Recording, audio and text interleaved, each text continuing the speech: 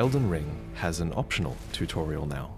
So you can actually just turn off those annoying tutorial pop-ups in the settings and just watch this video and be free. Free to go off and die in a ditch somewhere? First, charge attacks. In Elden Ring, they're so powerful, they're so good, and I know just who to test them on. You, maidenless runt. Who do you think I am? So charge attacks being powerful, that's one thing, but what's really important for you to know is that so many different types of attack can be charged now. Of course, weapon R2s can be charged for more damage and more posture damage, and even some L2 weapon skills can be charged, like the glint sword. And by holding R1, you can now also charge your spells. What's special about this is that charged variants of spells often have more than just a damage multiplier. Some, like Dragonfire, can be channeled longer, others, like Bubbles, persist longer in the world when they're charged, and when I used Rejection, I noticed that its regular R1 didn't dismount enemies, but its charge attack did.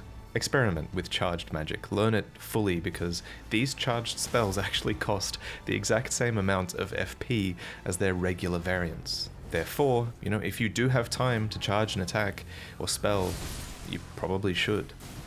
Another thing to get in the habit of is crafting, which you can do as soon as you buy the crafting kit from Kale.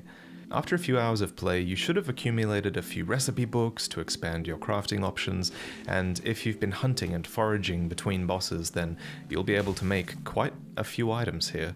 Pay attention to which material drops that you're finding in the world.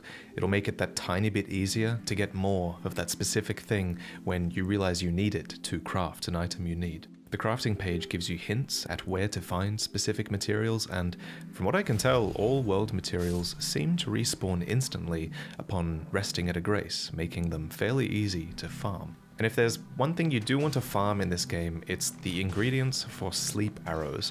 These things are so crazy good, and it's something that new players and especially experienced players will sleep on. One of the most interesting materials are cracked pots. They're these container materials that you need to make thrown consumables, like firebombs or sleep pots. These cracked pots are magical. They go back into your inventory after you've thrown the item you made with them. That means if I buy 3 pots, I can craft 3 firebombs, but I can only craft 3 more firebombs if I throw the 3 that I've already made. So remember, they're a container, they're not a consumable technically, and I reckon it's likely that throughout the game you will accumulate more of these containers, meaning you can carry a higher maximum of firebombs or sleep pots or whatever, and I wonder if there's more materials that function in this way. Now, I didn't use any craftable items on my first playthrough, and that was a mistake. I played this like it was Sekiro. I was stubborn and determined to beat the first boss with my underleveled, underpowered character who was wielding a weapon that I didn't really like. So don't make that same mistake. Remember, Elden Ring's a bit different. If something is giving you trouble, you don't just have to get good. Instead, you can take a step back and remember that there are creative ways around your problem. The first thing you want to consider are spirit summons. They're these powerful companions that can be found throughout the world. I get the impression that these will work differently in the full game, but for now, they're items that use FP and are able to be equipped to your quick select bar in the equipment menu.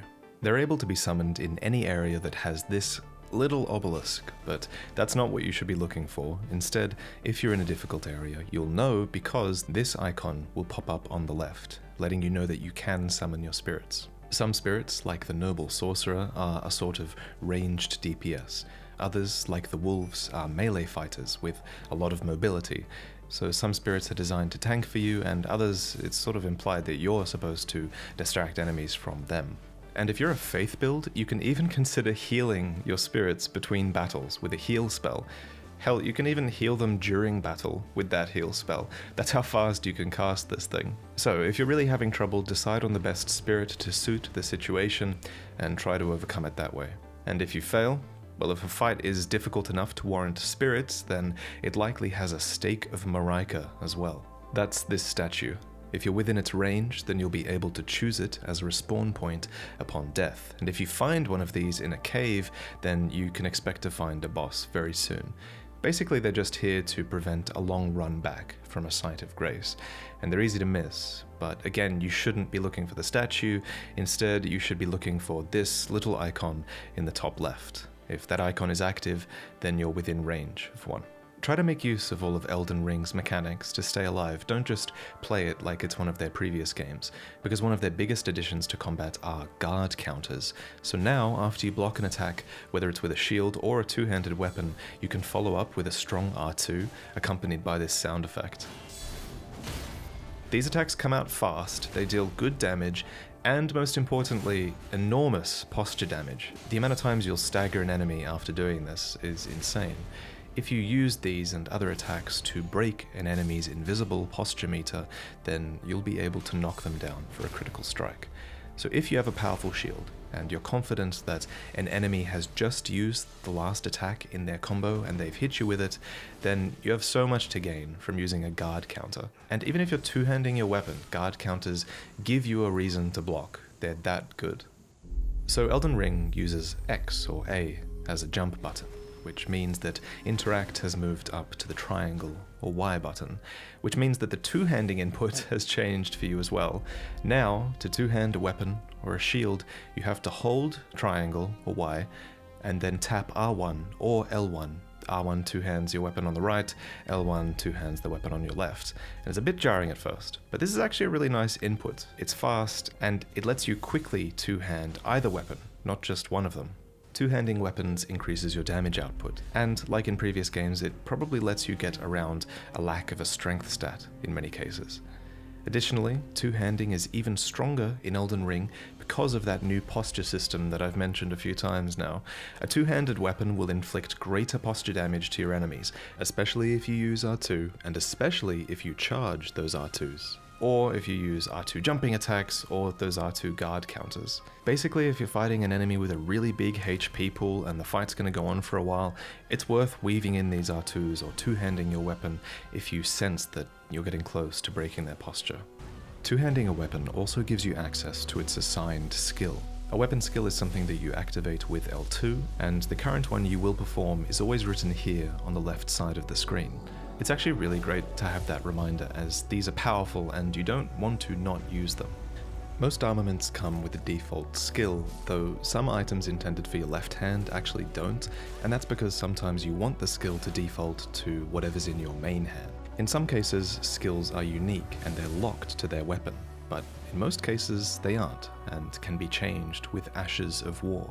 So when you sit at a grace, select the Ash of War option, and here you'll see all your basic weapons, but also bows, catalysts, talismans, and shields. Remember to give them Ashes of War as well. Barricade, for example, is an incredible Ash of War for your shield. The other thing assigning these does is it allows you to choose some scaling options. So if you're an intelligence build, you'll want to choose magic so that your weapon starts to scale with your intelligence stat. So be sure to pick the scaling that best suits your stat. And also remember to take Ashes of War off your weapon if you're not using it anymore. Last thing I want to mention is that kick is still in this game. The input has just changed. Now kick is an L2 skill, and it can be performed when your bare fists are out. It functions really similarly to Dark Souls actually. It punishes enemies severely if they have their shield up. Apart from that, it doesn't seem to deal much, if any, posture damage. Seeing a return in Elden Ring as well is Powerstancing, which allows you to draw additional benefit from dual wielding, as long as both weapons that you have equipped are of the same type. So here, for example, I have two greatswords. Even though one of them is the Crucible Greatsword and the other one is a Bastard Sword, both are greatswords, so both can be power-stanced. When I tap L1, I attack with both weapons, dramatically increasing my damage and giving me access to a really, really powerful moveset. Some of these movesets, just like your R1 and R2 movesets, some of them can go up to like 3 or 4 or 5 attack combos. It's great.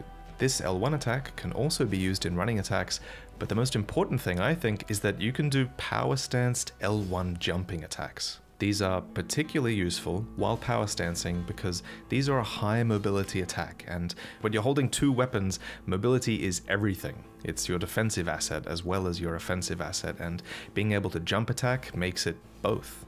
This is also a great time to mention that your jump also has iframes. It allows you to dodge through enemy attacks and attack at the same time. So just think about how good that is. You can literally jump into an enemy and be invincible and attack mid-attack. Of course, you don't even need to power stance to do this. Every weapon has access to R1 and even heavy R2 jumping attacks as well. One of the best ways to utilize jumping attacks is off the back of your mount.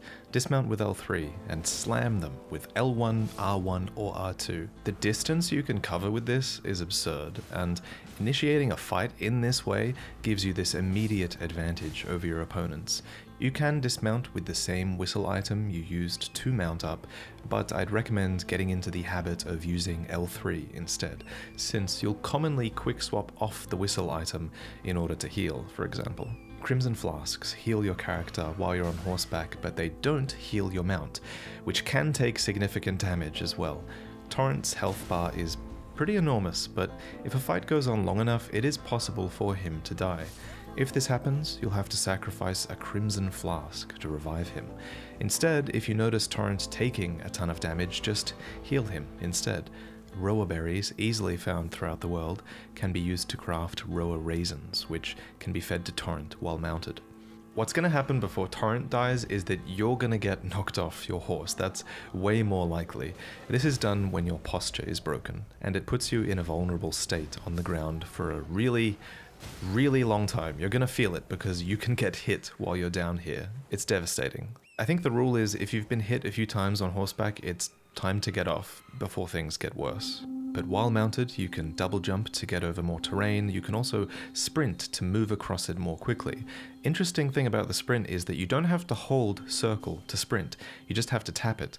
Tapping it also gives you a burst of speed in exchange for stamina, so remember to spam the sprint button when you're desperately trying to outrun something. And of course, while you're out of combat, sprinting doesn't consume stamina at all. While you're mounted, R1 and R2 give you light and heavy attacks on the right side, and L1 and L2 give light and heavy attacks on the left side. If you hold your heavy attacks, you can also charge them for a little while in order to properly time their release. What's most interesting here is that most weapons seem to have active hitboxes while you're charging the attack. Some, like the lance, seem to have a much higher hitbox, which I think is good for mounted enemies, and others, like the greatsword, are dragged along the ground and seem excellent for dispatching grounded enemies. The twin blade, on the other hand, does seem to have a pretty inconsistent hitbox while it's spinning, but it's possible that there are advantages and disadvantages to each. There are a variety of ways to take out other enemies on horseback. You can target and kill their horse and then fight the enemy alone, or you can target them on horseback and kill them while their horse is still wandering. Some enemies can be instantly knocked off with sleep arrows, which is amazing, although horses do seem to be immune to sleep. Or you can knock them off with certain spells that deal a ton of posture damage. Now, all of this is well and good, but we all know the most stylish way to take out a mounted enemy is this: a well-timed parry. So this Black Horseman can only be fought at night. He patrols the bridge back and forth, and it's in exactly the same manner as another horseman does during daytime. I actually camped out here for a full day to try and see if this daytime knight transforms into the night knight, and he does, but there's no transformation animation like I was hoping for. So this brings me to the day and night system. In Elden Ring, a full day and night takes exactly 1 hour to pass. I know this because I sat and timed the whole thing. The sun rises and sets in real time. Rain starts, rain stops, and all of it is just this fantastic addition to the game that really makes the world feel alive. But the true test of this system is going to be its gameplay implications, and so far there are a few. We mentioned the Black Knight, but bats also spawn in at more locations during nighttime. And overall, night seems like it's going to contain more difficult enemies, so if you prefer, you can sit at a grace and pass time until morning instead. But one benefit to night that we know about so far is that it seems to buff your stealth. So if your plan is to sneak into a camp, perhaps to grab a valuable item like the map fragment in this area, then that's another excellent reason to set your time of day at the Grace checkpoint. the same dial that shows up here can also be found anytime on your map screen, where it's even more specific about the time of day, where it tells you if it's morning or afternoon or evening, and so on. The results of my test are on screen, and as you can see here, this enemy spots me here during the daytime, and the same enemy spots me here at night. And if you get really close to some enemies, you might be able to overhear... Yep, I knew it. He's listening to an audiobook with Audible. Right now, for a limited time, you can save 46% on your first 4 months of Audible. That makes it only $7.95 a month. Give yourself the gift of listening. For more, go to audible.com/VartiVidya or text VartiVidya to 500 500. I love taking these sponsorships because I love recommending audiobooks, and this time I'm recommending Dune, which is a sci-fi classic that has recently again been turned into a feature film. It's the best audiobook I've ever listened to, I feel like, because it features, at times, ambient music to suit the mood, and even multiple voice actors for the cast of characters. Have a listen. I've been studying about the storms on Arrakis. Storms? I see. They sound pretty bad. It's too cautious a word. Bad. Those storms build up across 6,000 or 7,000 kilometers of flatlands, feed on anything that can give them a push. Coriolis force, other storms, anything that has an ounce of energy in it. They can blow up to 700 kilometers an hour, loaded with everything loose that's in their way, sand, dust, everything. They can eat flesh off bones and etch the bones to slivers. I'm personally listening to Dune right now so that I can go and enjoy the new movie afterwards, and maybe a lot of you will too. Anyway, whether you want to listen to this or anything from their huge selection, go to audible.com/VartiVidya or text VartiVidya to 500 500. And thank you, as always, for watching.